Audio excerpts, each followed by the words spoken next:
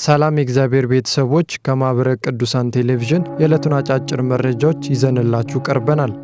ብፁዕ አቡነ ይስሐቅ ቅድስት ቤተ ክርስቲያን ለተቸገሩ ወገኖች የምታደርገው ሰብአዊ ድጋፍ መሠረታዊ ተልዕኮዋ መሆኑን ተናገሩ። እጨጌ የወላይታ ሀገረ ስብከት ሚዲያ እንደዘገበው ብፁዕነታቸው የሀገረ ስብከቱ ሊቀ ጳጳስ ለአቅመ ደካማ ምዕመን የቤት መስሪያ ቁሳቁስ ድጋፍ አበርክተዋል ብሏል። ይህም ነቢዩ ወርቅነህ የተባለው ወጣት ረጂ የሌለው አካል ጉዳተኛ ሲሆን መኖሪያ ቤት እንዲሰራ በሀገረ ስብከት ጽሕፈት ቤት ግቢ ድጋፍ መደረጉን ገልጿል።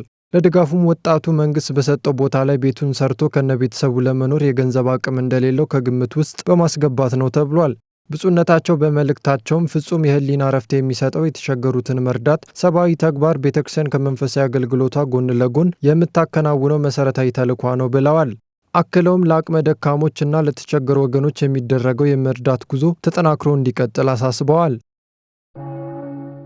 በምስራቅ ሸዋ ሀገረ ስብከት ሐዋርያዊ አገልግሎት በዘመናችን በሚል መሪ ቃል ስልጠና ተሰጠ። በስልጠናውም የቤተ ክርስቲያን ተግዳሮቶችና መፍትሄው በዘመናችን ሐዋርያዊ ተልእኮና ስለ ኢትዮጵያ ኦርቶዶክስ ተዋሕዶ ቤተ ክርስቲያን ታሪክ ገለጻ ተደርጎባቸዋል። ብፁዕ አቡነ ጎርጎርዮስ የሀገረ ስብከቱ ሊቀ ጳጳስ ባደረጉት ንግግር ሰልጣኞች የሚያገኙትን እውቀት ወደ ተግባር በመቀየር ለቅድስት ቤተ ክርስቲያን በኅብረት በአንድነትና በፍቅር ሊሰሩ ይገባል ብለዋል። የዛሬ ውሎ ለነገ ተስፋ ነው ያሉት ብፁዕነታቸው ወደ ገጠሩ አካባቢዎች ወንጌልን በማድረስ ምዕመናንን በቋንቋ ጠንክረው ሊያገለግሉ እንደሚገባቸው ተናግረዋል። መረጃው የሐመረ ተዋሕዶ ሚዲያ ነው። በጌዴኦ ኮሬና ቡርጂ ሀገረ ስብከት 16ኛው ዙር የወጣቶች መርሃ ግብር ተከናወነ። ብፁዕ አቡነ ገሪማ የሀገረ ስብከቱ ሊቀ ጳጳስ በተገኙበት ወርሃዊው 16ኛው ዙር የወጣቶች መርሃ ግብር በዲላ ከተማ ለሚገኙ ወጣቶች በዲላ ደብረ ገነት ቅዱስ ሚካኤል ቤተ ክርስቲያን መካሄዱ ተነግሯል። በዕለቱም ለምን ኦርቶዶክሳዊ ክርስቲያኖች ሆንን በሚል ርዕስ ትምህርተ ወንጌል መሰጠቱን ኤክቱስ የሀገረ ስብከቱ ሕዝብ ግንኙነት ክፍል ዘግቧል። ብፁዕነታቸው እንዳሉት ወጣቶች በቅድስት ቤተ ክርስቲያን በመኖር አስቀዳሾች እንዲሁም የቅዱሳት ምስጢራት ተካፋዮች መሆን እንዳለባቸው ማሳሰቢያቸውን ሰጥተዋል። በማኅበረ ቅዱሳን ሐዋሳ ማዕከል መሪ ደቀ መዛሙርትን ለማፍራት ያለመ ሥልጠና ተሰጠ።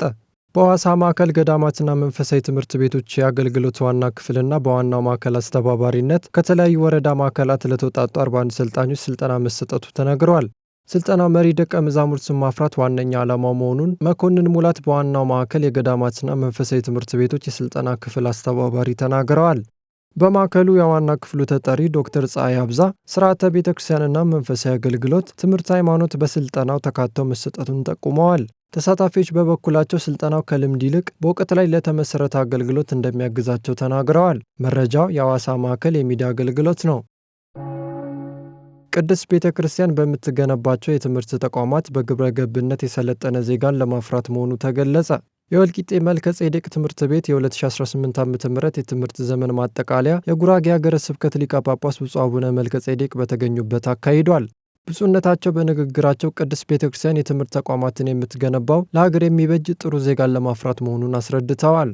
ጨምረው እንደተናገሩት ፈሪሃ እግዚአብሔር ያለውና በግብረ ገብነት እውቀት የተገነባ ትውልድን ማነጽ የቤተ ክርስቲያን ቀዳሚ ተልእኮ ነው ብለዋል።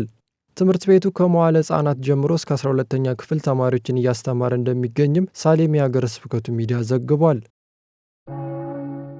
ለማኅበረ ቅዱሳን አገልግሎት ስኬታማነት ሁሉም አባላት ንቁ ተሳትፎ ማድረግ እንዳለባቸው የኔጌሌ አርሲ ወረዳ ማዕከል አሳሰበ።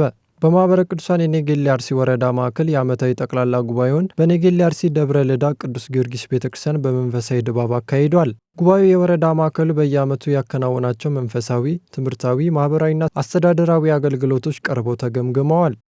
የሻሸመኔ ማዕከል የትምህርት ክፍል ኃላፊ መምህር አብዲሳ ጫላ በግምገማው የተገኙ ጠንካራ ጎኖችን ለማስቀጠልና የሚታዩ ድክመቶችን ለማረም አገልግሎትን በተጠያቂነት መምራት ይገባል ብለዋል።